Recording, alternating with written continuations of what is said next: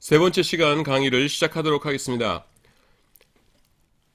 지금 지난 시간에 뭘 했냐 하면은 유다서에 다른 가경들의 일부가 들어와 있다고 했어요. 그래서 이걸 어떻게 처리하냐는 것인데 우리가 잘 아는 교부 어거스틴이 제안한 게 뭐냐면은 요 유다서에서 인용되고 있는 요 부분만 영감된 것으로 하자. 그리고 이 책 전체가 영감된 것으로 볼 필요는 없다. 이렇게 처리했습니다. 그래서 요것을 가장 타당한 것으로 우리가 받아들이고 있습니다. 그리고 요렇게 봐야 되는 이유, 또 요런 것이 타당한 이유가 뭐냐면은 성경에요. 유다서만이 아니라 이런 예들이 꽤 있어요. 이를테면은 여호수아 또 사무엘하 이런 데 보시면은 야살의 책이라는 것이 나오고요. 그 다음에는 민수기에 보시면은 여호와의 전쟁기에 일렀으되 뭐 이런 식으로 나오거든요. 그래서 이런 책들도 우리가 지금 어떤 책인지 모르죠. 그런데 여기에서 일부를 인용하고 있으니까 그 인용된 부분만은 진리인 것으로 보자. 이렇게 된다는 것입니다. 그 다음에 저자는요. 유다서 1장 1절에서 저자는요 자신을 야고보의 형제인 유다라고 보고 있어요. 그래서 내증과 외증에 비춰볼 적에 이 유다가 누구냐? 예수님의 그 육신의 형제 유다로 보는 것이 가장 타당하다 이렇게 우리가 생각을 합니다. 여러분 예수님의 형제에 대해서는 어디 나오냐면은 복음서에 나오는데요. 이를테면 마가복음 지금 보고 있는 것이 6장 3절이에요. 6장 3절에 보시면은 이런 말씀이 나옵니다. 이 사람이 마리아의 아들 목수가 아니냐? 야고보와 그 다음에는 요셉과 유다와 그 다음에 시몬의 형제가 아니냐? 그 누이들이 우리와 함께 여기 있지 아니하냐 하고 예수를 배척한지라 이렇게 나옵니다. 그러니까 남자 형제만 4명이 있고요. 그 다음에는 누이들도 또 있다고 성경이 말씀하고 있어요. 이 중에서 요 야고보가 야고보서를 쓴 야고보이고 그 다음에 요 유다가 유다서를 쓴 유다라는 것입니다. 그 다음에 베드로 후서와의 관계입니다. 유다서는 베드로 후서와 대단히 많은 병행 본문들을 가지고 있어요.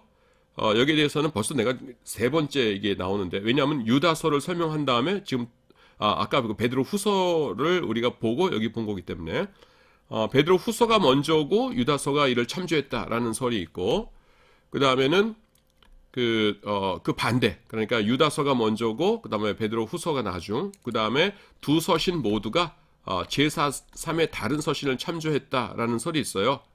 근데 요거는 두 가지 이유 때문에 아니라고 했죠.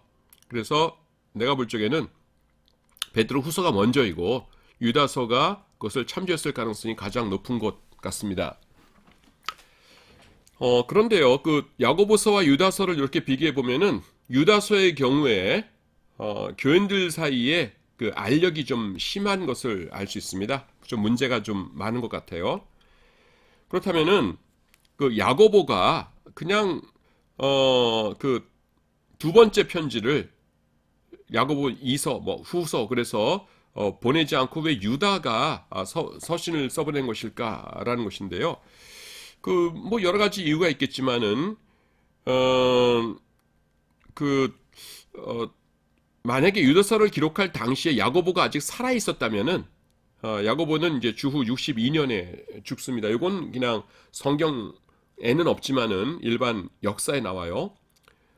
근데 아마 여러 가지 상황 때문에 서신을 기록할 여유가 없었을 것이고 그 대신에 이제 유다가 형제니까 같이 일하고 있었으니까 유다가 그 책임을 떠맡게 되었을 것이고요.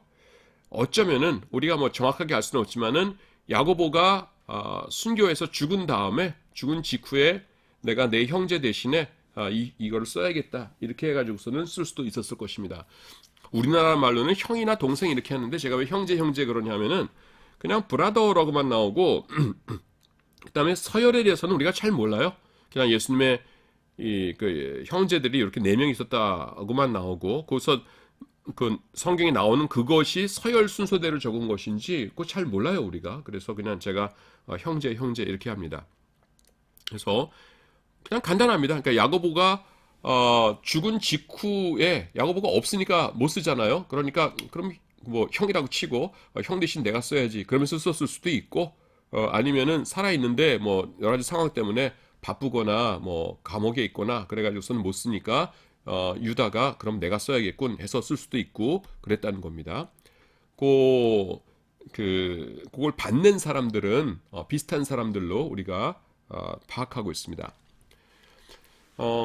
그렇다면 만약에 죽은 순교한 다음이라면은 야고보가 이제 62년도에 죽었거든요. 그러니까 유다서는 70년대쯤 되지 않을까 우리가 그렇게 볼 수 있습니다.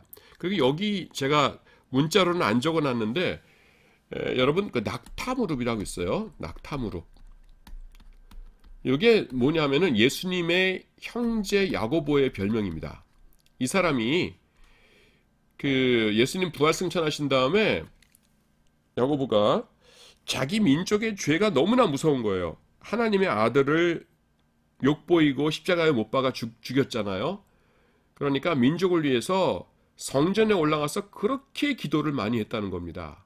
그래서 기도를 하다 보니까 어떻게 되냐면은 무릎이 이렇게 보통 사람 무릎이 이렇게 해가지고서는 발이 이렇게 있는데 여기가 팅팅 붓고 굳은 살이 박혀가지고서는 이렇게 두껍게 이렇게 됐다는 거예요. 그래서 야고보는 별명이 낙타 무릎이었다. 이렇게 그 역사책에 나옵니다. 자, 이제 마지막 책에 왔습니다. 요한계시록입니다. 요한계시록은 우리가 그 신약성경 이야기 그 책을 통해서도 제일 마지막 부분에서 중요한 것들은 훑어봤어요. 그래서 어떻게 보면은 이제 반복을 좀 하는 것인데 요한계시록 공부한 지 한참 됐죠. 네. 자, 보도록 하겠습니다. 요한계시록에 이제 저자가 있는데요. 저자라고 해놨는데 장르라고 돼 있네요. 뭐 저자도 살펴보죠. 거기 보시면은 요한계시록에는요 1장 1절 보시면은 예수 그리스도의 계시라 이렇게 나온 다음에 그 다음에 그 종 요한에게 보내어 지시하신 것이라 그 다음에 2절 요한은 이렇게 나옵니다. 그래서 지금 요한 1서, 2서, 3서 그 다음에 계시록인데요. 요한복음도 같이 껴놓을까요? 요한복음 안에는 전혀 언급이 없어요. 누가 썼다는 것이. 근데 내증, 외증이 뭔지 설명했죠. 외증이 워낙 강하기 때문에 요한복음은 사도 요한이 썼다 이렇게 하는 것이고 요한 1서에도 언급이 없어요. 근데 외증이 강하기 때문에 이것도 요한이 썼다고 말하는 것이고 요한복음과 요한 1서는 내용적으로 또 문체나 이런 것이 너무나 비슷해요. 그래서 요한복음이 사도 요한이 쓴 것이라면은 요한 1서도 틀림없이 그분이 썼을 것이다 이렇게 보는 것이고 요한 2서와 3서는 뭐라 나오냐면 그 장로라고 그냥 대뜸 나옵니다. 장로는 이렇게 나오거든요. 그래서 그 당시에 자기를 그냥 앞에 정관사를 써가지고 프레스비테로스 이렇게 말하면 탁 알아들을 사람은 사도 요한이었을 것이다. 해서 그렇게 보고 계시록엔 장로라고 안 하는 대신 그냥 요한이라고 나와요. 그래서 요한은 이렇게 나오거든요. 지금 1절과 2절에서 그 부분 읽어드렸죠. 근데 요한은 굉장히 흔한 이름입니다. 흔한 이름인데 다짜고짜로 그냥 요한이라고 하는 건 뭐예요? 요한이라는 사람 중에서 내가 제일 유명하다는 거죠. 예. 그러면은 요한이라는 사람 중에서 만약에 사도 요한이 살아 있었다면은 제일 유명한 사람이 누구겠어요? 당연히 사도 요한이죠. 그래서 사도 요한이다 이렇게 봅니다. 그런데 장로 요한이다 이렇게 보는 분들도 있어요. 요한이 돌아가신 다음이거나 아니면은 그 에베소 교회의 장로님으로 요한이라는 장로님이 계셨는데 그분이 쓰셨을 것이다 이런 분들도 있습니다. 그래서 좀 정통적인 입장에서는 주류는 예수님의 제자 요한이 바로 이 요한이다 그러는데 장로 요한일 수도 있다라는 설도 있어요. 근데 그거는 장로 요한이라고 주장한다고 해가지고서는 뭐 신앙이 없다거나 아니면은 뭐 덜 정통적이거나 그런 것이 아니에요. 우리는 성경이 그렇다면 그런 거지만은 성경이 확실하게 말씀하지 않는 것에 대해서는 얼마든지 논의할 수 있는 거예요. 그래서 요한계시록에 사도 요한이라든가 예수님의 제자 요한이라든가 그런 언급이 없이 그냥 요한이라고 되어 있으니까 우리가 논의는 가능성은 얼마든지 열어놓을 수 있는 겁니다. 그래서 뭐 장로 요한이라고 해도 되고요. 그 다음에 장르에는 이제 어떤 것이 있냐면은 지금 장로를 알아봤고 이건 장르입니다. 장르, G-E-N-R-E, 장르, 불어예요 원래는. 그래서 묵시문헌, 서신서, 예언서 세 가지 장르가 있어요. 그 다음에 묵시문헌의 특징이 요한계시록 전체에 걸쳐서 가장 강하게 나타난다고 그랬죠. 근데 서신서의 특징도 있어요. 일단 2장하고 3장은 전체가 서신서이죠. 서신서이고 그 다음에 요한계시록 제일 마지막에 보면은 축복으로 끝나거든요. 축도로. 그래서 그런 걸 봤을 때는 요 전체가 서신의 형태를 띈다 이렇게 볼 수도 있어요. 제일 마지막에 22장 21절인데 주 예수의 은혜가 모든 자들에게 있을지어다 아멘 이렇게 끝나거든요. 요건 뭡니까? 바울 서신 맨 마지막이 되게 이렇게 끝나죠. 그래서 이거는 서신서의 형태를 띄었네 해서 서신서라고도 하고 그 다음에 일반 예언서 예언서에는 네 가지 특징이 있어요. 그 일반 선지서 첫째 뭐냐면은 콜링이 있죠. 부르심. 하나님께서 어떤 선지자를 부르심. 그 다음에는 말씀을 주세요. 계시를 주시고 그 다음에 그 계시를 전파하죠. 전파하고 그 다음에는 그 계시를 어떻게 해요? 기록하죠. 그것들이 있는데 요한계시록에 보면 게 다 나옵니다. 4장 1절에 보시면 부르시고 그 다음에는 두루마리를 먹어라 하시면서 계시를 주시고 전파하는 건 뭐 요한계시록 전체가 전파고요. 그 다음에는 그거를 이제 내 철필로 기록했다 이렇게 나오죠. 그래서 기록한 것도 나오고 그래서 다 있네. 그러니까 예언서다 이렇게 한다고 했습니다. 근데 묵시문헌이라는 것을 그 서구 학자들이 굉장히 싫어한다고 했어요. 지금 뭐 갑자기 모두가 요한계시록은 앞에서 이미 자세하게 강의를 했기 때문에 그걸 이제 복습하는 모드인데 여러분들도 기억을 되살리면서 들으면 좋을 것 같아요. 묵시문헌을 싫어하는 이유가 첫 번째는 뭐냐면은 윤리에 대한 교훈이 없어요. 그래서 요한계시록은 뭡니까? 묵시문헌은 어때요? 그냥 이렇게 잘 참고 견뎌라 이런 것이죠. 그래서 그 서구 신학자들은 우린 윤리 좋아하는데 왜 없어 하면서 묵시문헌이라는 것 별로 안 좋아하고 두 번째는 뭐냐면은 랍비 혹은 제사장들 이런 그 주류들이 묵시문헌을 싫어했어요. 그래서 우리가 구약과 중간기를 거쳐서는 신약이 오게 되는데 중간기 시대 때 이 유대인들의 주류는 누구냐면은 랍비들과 제사장이었거든요. 그런데 이 묵시문헌이라는 것은 랍비 제사장들은 쳐다보지도 않았어요. 쓰지도 않고 읽지도 않았어요. 이거는 그냥 중하류층들의 문학 작품이었거든요. 근데 그 구약 성경 이것을 그 가르치고 전승하고 그런 걸 랍비들 제사장들이었는데 이 사람들이 쳐다보지도 않았던 거가 요한계시록의 유일한 장르라고 그건 이상하다 이렇게 보는 거예요. 그래서 묵시문헌만으로는 안 되고 다른 것들도 있어야겠다 해서 서신서, 예언서 이런 것들을 같이 요한계시록의 문학적 장르로 인정하는 것을 좋아합니다. 그 다음에 정경으로서의 인정은요. 동방교회는 처음부터 요한계시록을 정경으로 인정하지 않았어요. 그래서 서방교회에서도 오랫동안 요한계시록의 가치를 주저했지만은 마침내 정경으로 받아들였습니다. 여러분 그 동방교회는 어디를 중심으로 하는 거예요? 콘스탄티노플이 어디냐면은 이렇게 있어가지고서는 이렇게 있고 터키가 이렇게 있잖아요. 터키랑 요 그리스 요 반도 이걸 발칸 반도라고 그래요. 발칸 반도라고 그러는데 발칸이 무슨 뜻이냐면 산들이란 뜻입니다. 마운틴즈. 그러니까 여기서 이렇게 봤더니 여기는 산이 많아요. 그래서 여기는 산들이 많은 데다 해서 발칸 이래서 이게 발칸 반도예요. 우리나라를 한반도 그러듯이 요 맞닿는 부분이 이스탄불이에요. 콘스탄티노플하고 이스탄불은 같은 거예요. 콘스탄티노플이 옛날 이름이에요. 거기 중심으로 하는 것을 동방교회라고 그러고 서방교회는 어디겠어요? 로마 중심입니다.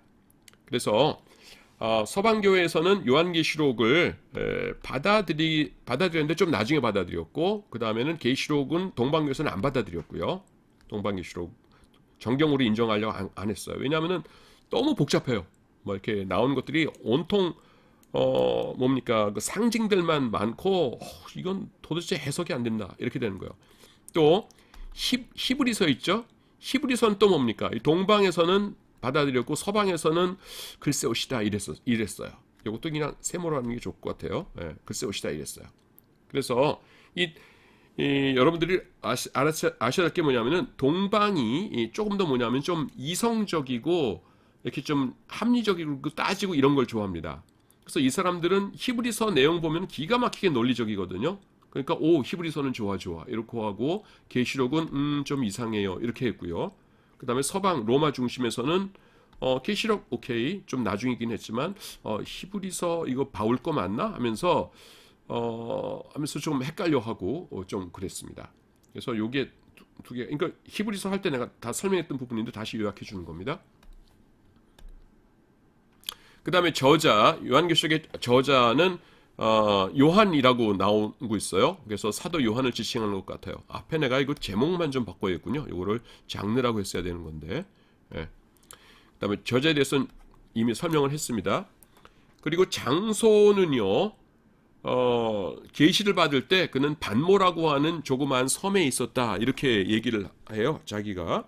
그래서 반모라는 섬에 있었다라는 걸 우리가 알 수 있고요. 그 다음에 그 요한계시록은 반모 섬에서 거기서 썼을 수도 있고 아니면 나중에 에베소에서 썼을 수도 있어요. 그러니까 터키가 이렇게 있으면은 에베소가 여기 있거든요. 바로 앞에 반모 섬이라고 조그마한 섬이 있습니다. 그래서 여기서 이제 중노동 그 채석장 이런 데서 일을 했다고 하죠. 그걸로 이제 죄수의 몸으로 가셔가지고서는 뭐 나쁜 짓을 한 게 아니라 예수님을 믿는다고. 그래서 거기서 이제 이 모든 비전 환상 같은 걸 보고 거기서 쓰셨을 수도 있고 아니면 나중에 풀려나서 에베소에서 이제 활동을 하셨는데 에베소에서 쓰셨을 수도 있고 이렇게 봅니다. 그래서 장소는 이제 두 군데고요. 보통 에베소에서 썼다 이렇게 봐요. 반모섬에서는 이게 쪼가리 같은 데다가 이렇게 메모 같은 거 해놓으셨겠죠. 요즘들은 종이 갖고 다니면서 메모하기도 하고 뭐 어떤 사람들은 여행 다닐 때 이렇게 소형 녹음기 같은 거 갖고 다니면서 이제 생각날 때마다 이렇게 녹음하기도 하고 뭐 그러시더라고요. 근데 이제 반모섬에서 쪼가리에다 메모를 해놨다가 그 다음에 나중에 에베소에 와가지고서는 이거 전체를 쓰셨을 것이다. 이렇게 보는 것이 일반적입니다. 그 다음에 시기는요, 보통 언제로 잡냐면 도미티안 황제의 시기예요. 81년에서 96년 사이. 요때 말기, 95년, 90에서 95년, 그때쯤 썼을 거다. 이런 설이 있고, 그 다음에 여기는 나타나지 않는데, 여기는 이제 내가 짧게 그냥 결론적인 것만, 그러니까 여러 가지 논의들이 있는데, 그 중에서 다 잘라버리고, 그냥 결론적으로 우리가 취할 것만 툭 취해서 여러분들에게 이렇게 써놓은 거예요. 근데 라이벌로 겹치는 건 뭐냐면은 네로 황제 시기였다. 네로 황제 시기가 64년에서 68년에 막 핍박을 하잖아요. 그 전에도 좀 다스렸지만은 그래서 요때 쓰지 않았을까? 요런 그 논의도 있습니다. 근데 다수설은 도미티아누스 황제 시대를 꼽습니다. 그 다음에 황제의 숭배가 황제 숭배가 이렇게 이제 일어날 그런 시기예요. 상황은. 그래서 교회에 대한 박해가 아주 극심하진 않았지만은 1세기 말에 황제 숭배의 그 기운이 스멀스멀 올라오던 그런 시기였습니다. 사도 요한은요 이미 박해를 당하고 있고 앞으로 더 큰 박해를 당하게 될 교회와 교인들을 격려하기 위해서 요한계시록을 썼습니다. 여기서 황제 숭배라고 하니까 제가 조금 좀 설명을 하고 지나가는 것이 좋을 것 같아요. 그 무슨 말이냐면은 그 황제를 신격화했다고 그러지 않습니까? 신격화. 근데 물론 이제 아주 이상한 사람들이 있어요. 뭐 칼리굴라라든지 아니면은 그 네로라든지 하면서 자기가 살아 있으면서도 나는 그냥 황제에 그칠 수 없어. 나는 신이야. 이런 인간들도 가끔가다 있었는데 그건 아주 조금 예외적이고요. 황제를 신격화하는 거 뭐냐면은 살아있을 때는 아니에요. 자, 황제가 이제 다스리다가 이 사람이 죽지 않습니까? 그러면 이 사람의 신분은요, 뭐 신분, 처지, 셋 중에 하나입니다. 하나는 그냥 평범하게 황제 죽었네, 장례식 잘 치렀네, 끝 이러면서 그냥 그 앞에 있는 사람이 황제였어 이렇게 하면서 지나가는 경우가 있어요. 그냥 평범했을 경우에. 두 번째는 뭐냐면은 신격화를 추진합니다. 죽은 다음에. 신격화를 추진할 수 있는 주체가 둘이 있었는데요. 그건 뭐냐면은 그 다음 때 황제, 그러니까 어떤 사람이 죽고 뭐 아들이 됐거나 아니면 뭐 후계자가 됐거나 누군가가 황제가 됐을 거 아닙니까? 그래서 그 황제가 우리 아버지는 그 신으로 좀 추앙받았으면 좋겠다 하고서는 원로원에다가 추천을 해요. 아니면은 그 원로원이 이 선대 황제께서는 정말 위대하신 분이셨습니다. 우리가 황제로 추천을 했으면 좋겠습니다라고 추천을 해요. 그래서 원로원에서 오케이 이렇게 하면은 어떻게 되냐면은 원래 원로원은 200명이었다가 그 다음에 400명이었다가 나중에 그 카이사르 때는 600명까지 이렇게 됐었어요. 근데 하여튼 여기서 결정을 내리면은 신이 된다는 게 뭐냐면은 로마의 그 네거리에 이렇게 신상들이 이렇게 있었거든요. 무슨 신, 무슨 신, 무슨 신 이렇게 있는데 거기에 한 자리 차지하는 겁니다. 그래서 A라는 황제가 신이 됐다 그러면 A라고 한 다음에 그 신들 옆에 동상에 하나 쓰는 거예요. 그래서 이를테면은 어떤 뭐 로마의 축제일 뭐 이럴 때 여기다가 로마 사람들은 그 꽃으로 화환 만들어서 자기 집에도 이렇게 장식하고 어디다 걸고 이런 걸 되게 좋아했습니다. 로마 사람들이 원래 뭐냐면은 그 밀 농사 좋아하는 농사꾼들 출신이에요. 로마가. 그래서 로마 귀족들 가운데서도 농사 좋아하는 사람들이 많았는데 그래서 여기다가 이렇게 화환들 이렇게 걸고 할 적에 국경일 같을 때 그 아무개 황제도 이제 신이시니까 화환 걸어드립니다 하면서 그렇게 한 것이에요. 요게 이제 신격화되는 겁니다. 그래서 원래는 죽은 다음이에요. 그 다음에 세 번째 운명이 뭐냐면은 기록 말살형이라는 것이 있어요. 기록 말살형. 후대 사람들이 보기에 대개 이제 그 자살을 하거나 아니면은 그 때려 죽이거나 찔러 죽인 그런 황제에 대해서 나타나는데 이 앞에 선대 황제가 도저히 봐줄 수 없는 아주 그냥 또라이였다. 우리말로 다른 말이 잘 생각이 안 나는데 진짜 이거는 좀 이상한 황제다. 정말 우리 로마 제국의 수치다. 이러면 어떻게 하냐면은요. 원로원에서 결정해가지고서는 그 사람에 대한 모든 기록을 이름을 지워버려요. 모든 공공 문서를 찾아가지고서는 기록 말살을 당한 사람이 이제 제일 유명한 사람은 여러 명 있지만은 제일 유명한 사람이 네로 황제하고 그 다음에는 이 도미티안 황제입니다. 조금 전에 이 요한 계시록이 언제 기록됐냐 해가지고선 도미티아누스 황제 때가 유력하다라고 했었잖아요. 그 도미티안 황제가 죽은 다음에 기록 말살형에 처해졌어요. 그런데 그러면은 모든 로마의 공문서에서 찾아가서는 도미티아누스라는 이름을 지우는 겁니다. 그래서 그냥 황제는 이렇게 하고 이름은 뭐였는데 하면 후세가 못 알아보도록. 근데 물론 이제 역사가들이 써는 게 하도 많으니까 이름을 우리가 지금 다 알고 있죠. 알고 있긴 하지만은 그렇게 한 거고 그 다음에는 그 동상들이 있죠. 동상들 만들어놨던 거 전부 부셔버려요. 예, 그래서 굉장히 그 황제로서는 수치인 거죠. 기록 말살형을 당하는 것은. 그래서 우리가 로마 황제가 신으로 숭배되었다 뭐 이렇게 하는데 그것이 정상적인 경우에는 죽고 난 다음에 그것도 모든 황제는 아니라 일부 황제들만 그렇게 됐다는 거. 그 다음에 살아생전에 자기를 신격화한 사람은 아주 극히 일부의 좀 정신 이상자들이죠. 그런 사람들밖에 없었다라는 것 미리 이렇게 말씀을 드립니다.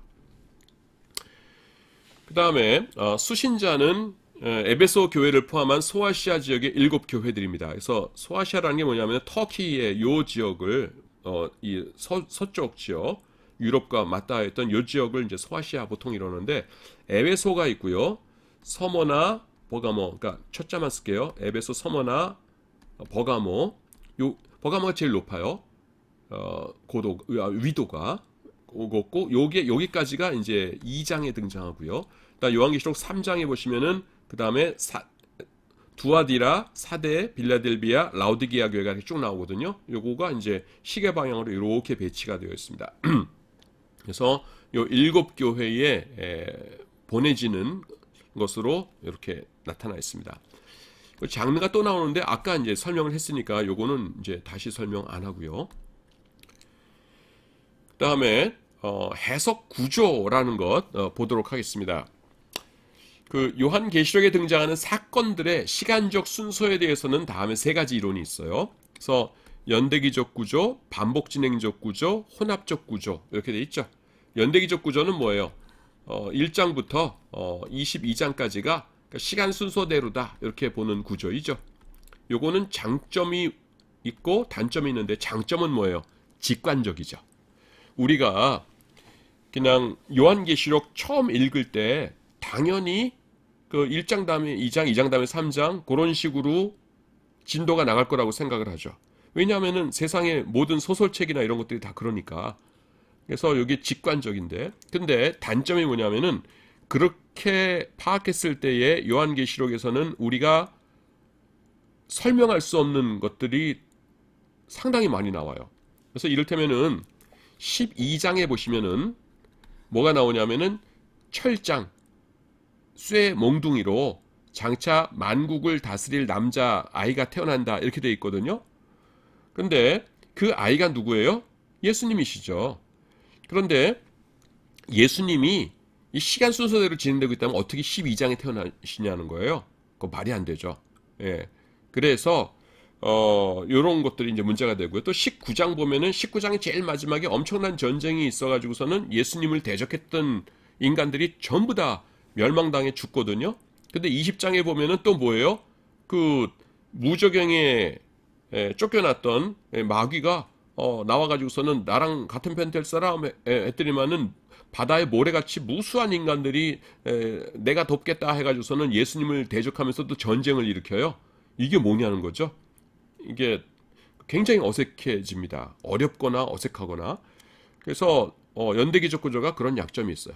그리고 반복 진행적 구조는 뭐냐면은 요한계시록이라는 것이 예수님의 초림부터 예수님의 재림까지의 요 역사들을 7번에 걸쳐 가지고서는 반복해서 보여주는 것이다. 하나, 둘, 셋, 넷, 다섯, 여섯, 일곱. 아주 반복해서 주는 것이다라고 하는 견해예요. 예. 그래서 우리가 뭐 국사책 볼 때 삼국 시대 그러면은 삼국을 이를테면은 삼국의 정치적인 관점에서 한번 이렇게 보고, 그 다음에는 고구려 백제 신라를 문화적인 관점에서 한번 보고, 그 다음에 경제적인 관점에서 한번 보고, 이렇게 챕터를 나눠서 그 소제목으로 이렇게 다시 살피지 않습니까? 마찬가지로 예수님의 초림부터 재림까지의 기간을 이렇게 관점에 따라서 7개의 관점으로 이렇게 다시 반복해서 보여준다라는 구조예요. 이런 구조는 기가 막힌 장점이 뭐냐면은 아까 연대기적 구조에서 난제라고 했던 거가 금방 풀려요. 그래서 여기 이를테면 12장이 여기쯤 옵니다. 그럼 뭐예요? 12장이 예수님의 초림하고 딱 맞는 거예요. 그러면 이때 예수님께서 태어나시는 게 딱 맞죠? 예. 그 다음에 19장이 여기 옵니다. 우리 20장이 여기 오고, 그러니까 19장이 여기 오니까 뭐예요? 세상에서 예수님 대적했던 자들이 마지막에 멸망하는 거 딱 맞죠. 그리고 20장에서 다시 시작하는 거예요. 다시 시작하니까 20장에서 예수님을 대적하는 사람들이 막 나타난다는 것은 그 19장 다음이 아니라 초림 때를 말하는 거기 때문에 그 예수님께서 부활승천하시고 조금 있다가 막 핍박들을 엄청 당했잖아요. 기독교인들이. 그거를 보여주는 것이다. 하면은 심플하게 해결이 되죠. 예. 그래서 반복 진행적 구조가 이제 그런 장점이 있어요. 근데 단점은 뭐예요, 여러분? 직관적이지 않죠. 연대기적 구조는 직관적이었는데 반복 진행적 구조는 직관적이지 않아요. 학자들 7개로 나눴는데 뭐 저도 뭐 교수이지만은 요한계시록 읽으면서 이제 4번째가 한번 끝났네. 이제 다시 초림으로 돌아가네. 이런 거 의식하면서 못 읽겠어요. 저도 이걸 가르치는 사람이고 그다음에 몇 장에서 몇 장까지 끝난다. 이런 거 제가 강의안 만들면서 혹은 다른 책 보면서 이렇게 보는데 모르겠는 거예요. 예. 그래서 전혀 직관적이지 않다라는 것입니다. 그래서 나온 거가 이제 혼합적 구조라는 것입니다. 그래서 혼합적 구조는 뭐냐면은 커다란 것은 연대기적 구조를 따른다. 커다란 게 뭐냐면은 7인을 떼고 그 다음에는 7 나팔을 불고 7 대접을 쏟고 하는 요 커다란 역사 전개는 시간 순서대로 이렇게 나간다. 근데 중간중간에 뭐 14만 4천이 하늘에서 온다든가 아니면은 미래에 나타날 천국의 모습이라든가 이런 것들은 요 시간 순서와는 관계없이 중간중간에 삽입된다는 거예요. 그 중에 하나가 뭐예요? 12장에서 예수님 태어나시는 거. 이것도 시간 순서와는 상관없다. 이렇게 본다는 겁니다. 우리 드라마 보면 그렇죠? 드라마 보면 갑자기 이렇게 시간 순서대로 쭉 가다가 그 주인공이 뭐 어렸을 적에 그 어떤 충격적인 사건을 경험하고 그러면은 그 옛날 어렸을 적의 모습 갑자기 탁 보여주고 그 다음에는 주인공이 할아버지가 됐을 때 모습 갑자기 뭐 탁 나오기도 하고 뭐 이런 식으로 나오잖아요. 요한계시록이 그렇다는 겁니다. 혼합적 구조. 요게 제일 제가 볼 적에는 그냥 받아들일 수 있는 그런 것인 것 같아요. 그 다음에 요한계시록과 역사와의 관계입니다. 그래서 과거적, 그 다음에 미래주의, 역사주의, 이상주의 이렇게 있었죠.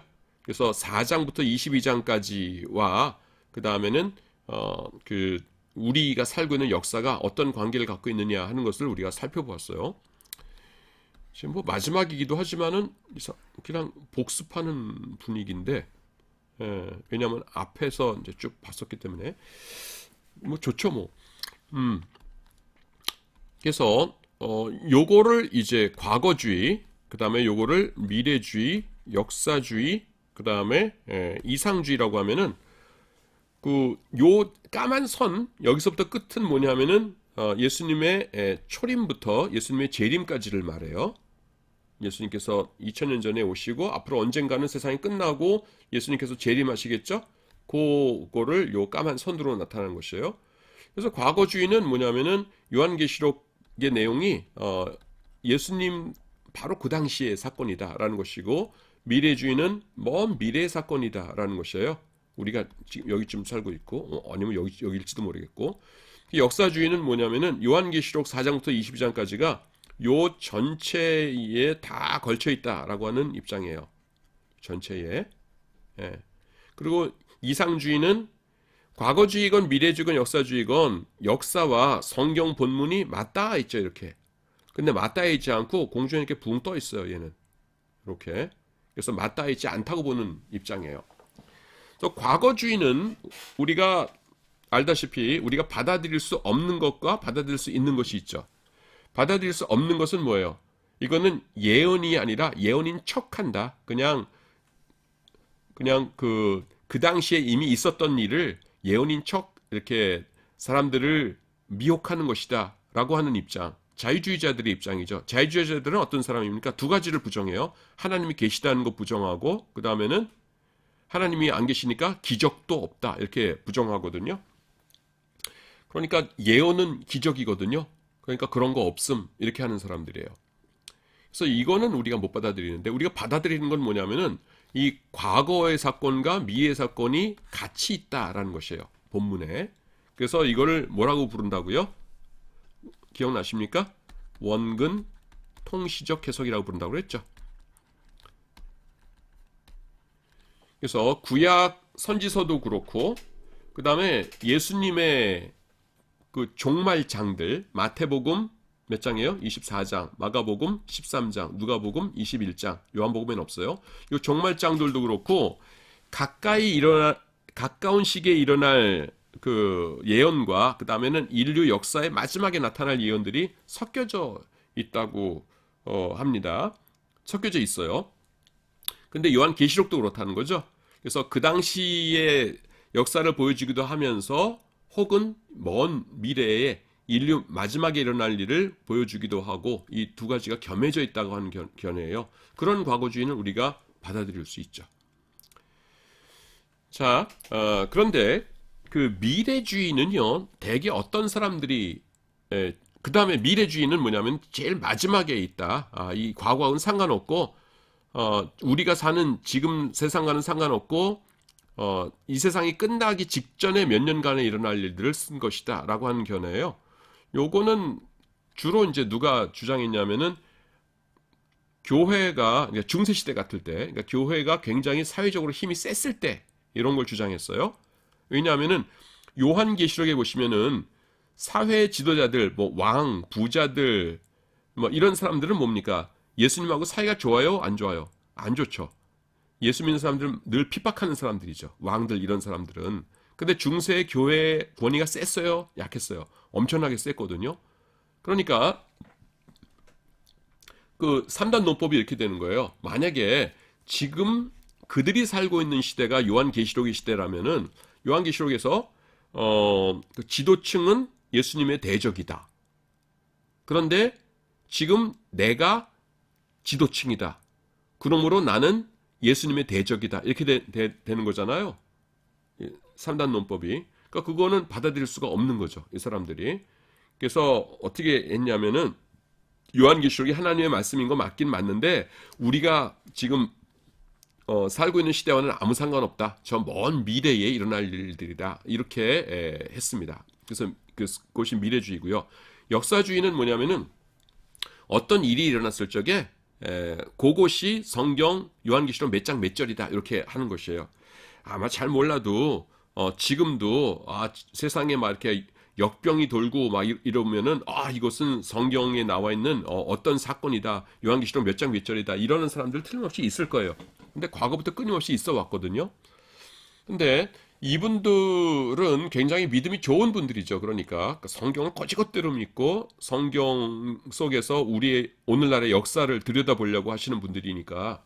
근데 이 역사주의적 해석의 결정적인 단점이 뭐냐면은 그분들의 해석이 서로 일치하지 않는다는 거죠. 예. 그래서 그 과거에 해석했던 것과 그 다음에 오늘날의 해석 이런 것들이 막 틀리니까 뭐 기도 많이 하고 그런 분들이 해석했다는데 왜 틀려? 이렇게 되는 겁니다.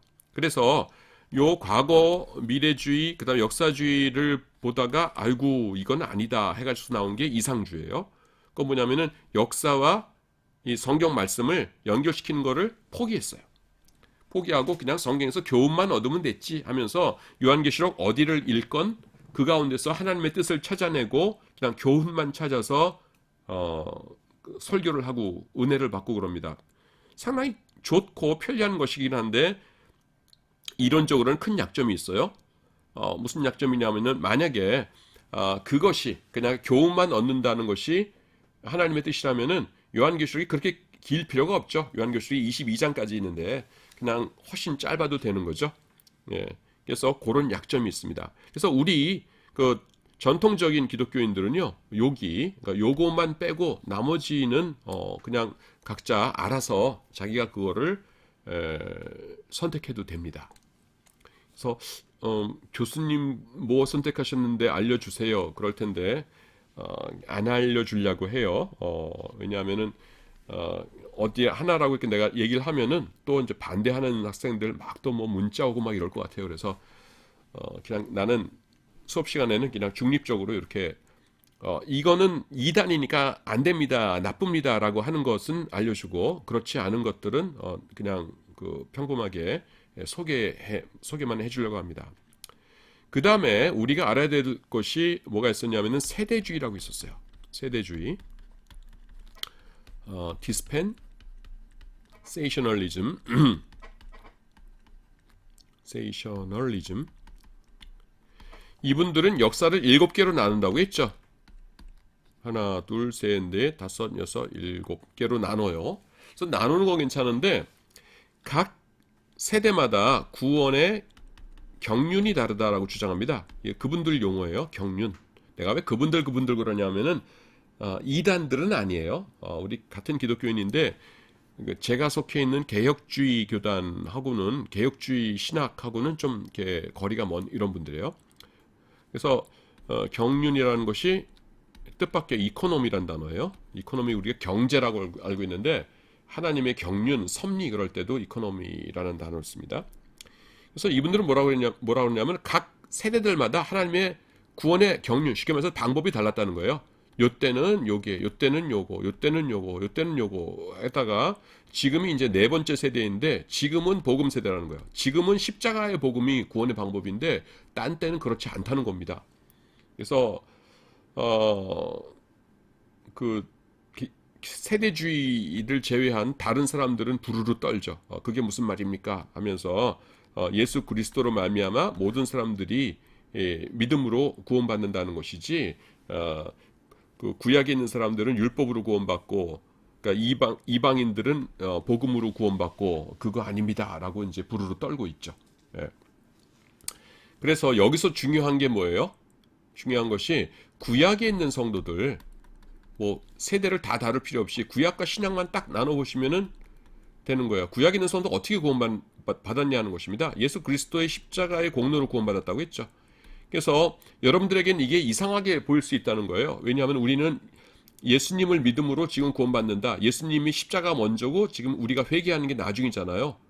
그래서 십자가가 있으니까 그 다음에 우리가 십자가 때문에 구원받지 이렇게 되는데, 십자가가 있기 전 사람들이 나중에 있은 십자가 때문에 죄 용서 안 받고 구원받는다고? 그게 뭐야? 하면서 이상하게 생각할 수 있다는 거예요. 근데 이게 복음이 처음 전해질 때는요, 전혀 이상한 것이 아니었어요. 그 뭐냐면은, 여러분 신약 중에서 예수님의 십자가를 설명할 때 항상 나오는 게 뭡니까? 말씀이 속죄죠. 속죄가 뭐예요? 죄 용서함 받는 거예요. 우리 죄를 위해서 죽으셨다. 그 다음에는 예수님의 보혈로 인하여서 우리가 죄 용서함 받는다 하면서 속죄잖아요. 속죄. 제일 많이 나오는 거죠. 예수님의 십자가 설명할 때. 근데 여러분 구약 시대 때 죄와 그 다음에는 그 속죄제 제사 중에서 둘 중에서 뭐가 먼저예요? 항상 죄 짓고 그 다음에 속죄제들입니다. 어떤 사람이 죄를 지었으면은 이거 용서함 받아야지 하면서 제물을 끌고 제사장에 가서 그 제사를 드리죠. 그리고 유대인들이 1년에 한 번씩 유대인들 달력으로 7월 10일이 대속죄일, 히브리어로 욤 키푸르라고 하는데요. 대속죄일에 대제사장이 지성소에까지 들어가가지고서는 제사 드리잖아요. 근데 그게 지난 1년 동안 지은 죄를 위해서 제사 드려요? 아니면 앞으로 1년 동안 지을 죄를 위해 제사 드려요? 지을 죄를 위한 제사라는 건 없어요. 지은 죄죠. 지은 죄. 예. 그래서 이 초기에 예수님께서는 우리의 죄를 위한 속죄 제물이셨습니다. 그러면 사람들은 설명 안 해줘도 당연히 뭐냐면은 구약시대 때 옛날에 하나님 믿으면서 지었던 사람들의 죄를 예수님의 십자가로 용서함 받은 거구나 하면서 십자가가 과거에 적용된다는 것은 너무나 당연했어요. 개념상 이해가 되시죠? 오히려 십자가 이후에 믿는 사람들도 십자가 때문에 죄 용서함 받는다고? 그게 이상했어요. 그래서 예수님께서 만드신 거가 뭐예요? 그래서 그게 새 언약이에요. 새 언약. 예. 새 언약은 내용이 뭡니까? 십자가 이후에 믿는 사람들도 이거의 효과를 보는 겁니다. 옛 언약은 뭐예요? 죄 지은 다음에 그 다음에 속죄제 드려서 용서함 받도록 되어 있었죠. 그래서 오히려 지금은 뭐냐면은 이 새 언약이 너무나 당연한 거기 때문에 십자가 이후에 우리가 십자가 때문에 구원받는다. 이게 당연하고 그다음에 이전 사람은 어떻게 구원받지? 그러는데 십자가의 복음이 처음 유대인들에게 전해졌을 적에는요, 이거가 하나도 이상한 것이 아니었어요. 이해가 되시죠? 예. 자, 그래서 요번 학기에 우리가 굉장히 많은 것을 공부했습니다. 여러분들이 교수님 많은 걸 가르쳐 주셔서 감사해요. 그럴 것 같기도 하고, 아니면은 교수님 뭐 이거 너무 빡빡하게 50분씩 꽉꽉 채워가면서 많은 걸 가르쳐 주셔가지고서는 너무 힘들어요. 뭐 이런 학생들도 있을 텐데, 자, 배웠던 것을 좀 마지막으로 한 5분, 한 5, 6분 뭐 정리 좀 하도록 하겠습니다. 제일 처음에 우리가 뭘 배웠냐면은 신구약 중간사를 배웠어요. 왜냐하면은 신약 성경을 알기 위해서는 중간사 중요한 것들은 우리가 알아둘 필요가 있기 때문에. 그래서 하나님께서 복음 전파를 위해서 중간기 시대 때 4가지를 준비해 놓으셨다고 그랬죠. 이것들 준비해 놔야 예수님의 십자가의 복음이 빨리 전파되니까. 첫 번째가 누구였어요? 뭐였어요? 회당에 있던 하나님을 경외하는 자들. 하나님을 경외하는 자들이 누구예요? 이방인 가운데서 하나님을 믿긴 하지만은 아직 할례는 받지 못했던 사람들. 그러니까 그 사람들은 복음을 아주 쉽게 받아들였죠. 왜냐하면은 할례 때문에 항상 고민하고 있었는데 할례 받지 않아도 이제 예수 믿으면 된다라고 하니까 쉽게 받아들였고요. 그 다음에 두 번째 하나님께서 예비하신 것이 뭡니까? 알렉산더 대왕. 알렉산더 대왕은 BC 323년에 죽어요. 알렉산더 대왕을 통해서 그 우리가 알고 있는 지중해 연안의 모든 지역의 언어를 통일시켜 버렸죠. 그 헬라어로. 만약에 언어가 달랐다면은 복음 전파되는데 굉장히 어려웠겠죠. 그 다음에 세 번째로는 하나님께서 복음 전파하게 하신 다음에 이집트의 톨레미 왕조를 통해서 무슨 일을 하셨어요? 구약 성경을 헬라어로 번역하셨어요. 그래서 그 예수님께서 세상에 오시기 150년 전쯤에는 구약 성경 전체가 헬라어로 번역되어 있었습니다. 만약에 이 작업을 하나님께서 안 해놓으셨더라면은 교회가 빨리빨리 퍼질 수가 없었겠죠. 성경 말씀이 없는데 어떻게 그 교회가 퍼지겠어요? 그 다음에 하나님께서는 예수님께서 오실 때에 로마로 하여금 지중해 유역과 유럽 전체를 정복하게 하셔가지고서는 정치적 통일을 이루게 하셨어요. 그래서 이 전쟁 같은 거 없이 안정된 가운데서 그 복음이 빨리빨리 전해질 수 있도록 하셨죠. 그래서 로마 사람들이 이상했을 거예요. 이상하다, 왜 우리는 가는 데마다 이길까? 그러면서 갸우뚱했을 텐데 그 하나님께서 그들로 하여금 이기게 하신 겁니다. 로마 제국이 그 로마 제국을 통해서. 그래서 로마 사람들이 또 희한한 게 뭐냐면은 길을 닦죠. 그래서 우리 아는 격언이 뭐가 있어요? 모든 길은 로마로 그러잖아요. 그래서 로마 사람들은 주특기가 그 길 닦는 거예요. 로마 그 길 누가 닦았는지 아세요, 여러분? 그 군인들이 닦았습니다. 로마 그 군인들이. 그래서 군인들 맨날 뚝딱뚝딱 길 만드는 겁니다. 그래서 그 길 통해서 누가 복음 전파했어요? 전도자들이 복음 전파했죠. 그래서 하나님께서 이렇게 다 예비하신 다음에 갈라디아서 4장 4절 보시면은 때가 참에 그 아들을 보내사 여자에게서 나게 하시고 그러셨죠. 그래서 이제 때가 되어서 예수님께서 오셨습니다. 그래서 중간사에서 요거 파악한 다음에 우리가 한 것이 뭐예요? 그 신약성경 이야기라는 책을 바탕으로 해가지고서는 처음에 사복음서 말씀드렸죠. 그래서 예수님의 사역 처음에 세례 받으시고 유다 중심으로 한 1년 사역하시다가 세례요한 죽은 다음에 갈릴리로 와서서 2년 사역하셨는데 절기 때마다 예루살렘에도 오셨었고 하는 것 말씀드렸고, 그 다음에는 4개의 복음서에 예수님의 사역이 어떻게 그 분포되어 있는가 말씀드렸죠. 그래서 마태복음과 누가복음에 예수님의 탄생 이야기가 나오고, 그 다음 처음에 남쪽 유다에서의 사역은 요한복음에만 나오고, 그 다음에 갈릴리 사역은 마태마가 누가복음에 다 나오는데 요한복음에는 갈릴리 사역이 아니라 남쪽 예루살렘에 명절에 오셨을 때에 있었던 사건들이 소개되어 있고, 그 다음에 제일 마지막에 동쪽을 통해서 천천히 예루살렘에 오시는데 그거는 누가복음에만 나오고, 왜냐하면 누가가 이방인이니까. 그 다음에 제일 마지막에 예수님의 십자가와 부활과 승천, 요거는 4개 복음서 다 나온다고 그랬죠. 그래서 4복음서를 살펴봤고요. 그 다음에는 이제 사도행전과 그 다음에는 바울서신과 히브리서에 공통적으로 나타나는 게 뭐냐면은 사도 바울의 신학, 사도 바울이 도대체 깨달은 게 뭐냐 하는 것이죠. 그래서 아까 얘기한 구약의 성도들은 어떻게 구원받았는가 하는 것을 이제 바울이 깨달은 것이에요. 바울 이전에, 바울이 예수님 만나기 전에는 어떻게 생각했어요? 그 죄는 그냥 그 속죄 제사, 양이나 염소 혹은 송아지를 드리는 속죄 제사 드리면 용서해 주시는 거라고 생각했잖아요.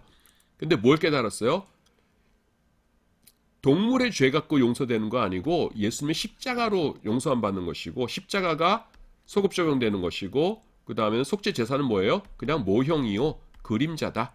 예수님의 십자가를 이해하기 위한 그런 거라는 거를 바울이 깨달았다 라는 것 내가 말씀드렸어요. 그 다음에 이 사도 바울이 어디서 태어나서 그 다음에 어떻게 순교하셨고 하면서 1차, 2차, 3차 전도 여행 그런 거 자세하게 설명하면서 이제 그걸 말씀드렸고요. 그 다음에는 공동서신에 대해서 우리가 알아봤고, 그 다음에는 요한계시록의 여러 가지 것들에 대해서 자세하게 설명하고, 그 다음에는 이제 얼마 전까지, 바로 몇 분 전까지 마태복음부터 해가지고서는 쭉 해서 요한계시록까지 우리가 살펴봤습니다. 그래서 여러분들이 좀 많기 때문에 부담스러워할 수도 있는데, 그 교수의 입장에서는 신약개론이라는 과목을 통해서 여러분들에게 학생들에게 신약을 알기 위해서는 꼭 필요한 거다라고 판단되는 것들을 이렇게 골라서 이제 강의를 했습니다. 자, 여러분들 한 학기 동안 내 수업 듣느라고 고생들 많았습니다. 여러분 감사합니다.